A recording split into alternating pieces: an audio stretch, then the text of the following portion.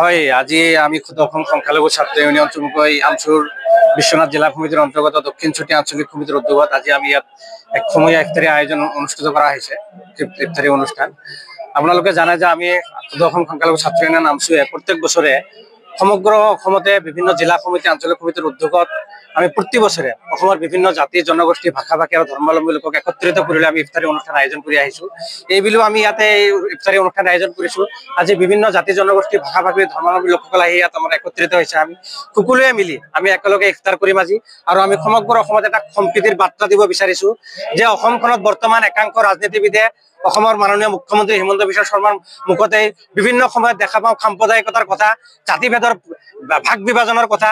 তেখেতসকলে divide and পলিচিৰ rule implement কৰি পেলাই অসমখনক ভাগ ভাগ কৰি শাসন কৰাৰ চেষ্টা কৰিছে। কিন্তু আজি এই ইফতাৰী অনুষ্ঠানত যিদৰে প্ৰতিটো জাতি জনগোষ্ঠীৰ মানুহ একত্ৰিত হৈ এই ইফতাৰী অনুষ্ঠানত যোগদান কৰিছে, সহযোগ কৰিছে, আমি সকলো একত্ৰিত হৈ ইফতাৰ কৰাৰ কাৰণে সাজু হৈছো।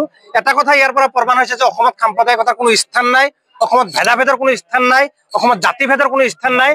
আমি সকলো জাতি জনগোষ্ঠী একত্ৰিত হৈ পেলাই অসমখনত আছো আৰু অনাগত দিনতো একেলগে একত্ৰিত হৈ অসমত সম্প্ৰীতিৰ পথেৰে আমি আগবঢ়াই যাব লাগিব। এখন শংকৰদেৱৰ অসম, এখন আজান ফকীৰৰ অসম, এখন মাধৱদেৱৰ অসম, সেই গুৰুসকলৰ যি আদৰ্শ সেই আদৰ্শ আগত লৈ আমি অসমবাসী সকলোৱে একত্ৰিত হৈ আমি আগবাঢ়ি যাব লাগিব। আজি এই ইফতাৰী অনুষ্ঠানৰ জৰিয়তে বিশ্ব শান্তি আৰু সম্প্ৰীতিৰ কাৰণে আমি ইয়াত দোৱা আয়োজন কৰিছো। সমগ্ৰ বিশ্বত যাতে শান্তি আহক, অসমখনত শান্তি আহক, সাম্প্ৰদায়িকতা নিপাত যাক, সকলো বিষয় লৈ পেলাই আমি ইয়াত দোৱা কৰিম। অসমখনৰ প্ৰগতিৰ পথত আগবাঢ়ি যাক। যি শংকৰদেৱৰ যিটো বৰ অসমৰ যিটো সপোন, সেই বৰ অসম সপোনটো বাস্তৱিত হওক, তাকে আমি আজি ইয়াত কামনা কৰিছো। হয়, আজি আমি সদৌ অসম সংখ্যালঘু ছাত্ৰ ইউনিয়ন বিশ্বনাথ জিলা সমিতিৰ অন্তৰ্গত দক্ষিণ চুটিয়া আঞ্চলিক সমিতিৰ উদ্যোগত আজি আমি সমূহীয়াভাৱে ইফতাৰী অনুষ্ঠান কৰিছো।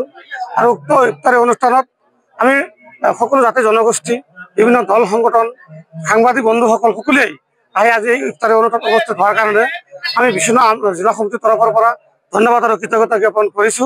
আৰু সকলোৱে মিলি আজি আমি ইফতাৰী কৰিম। আমি আল্লাহ ভগৱানৰ ওচৰত প্ৰাৰ্থনা কৰিম যাতে অসমৰ সকলো জাতি জনগোষ্ঠীৰ উন্নয়ন হয়।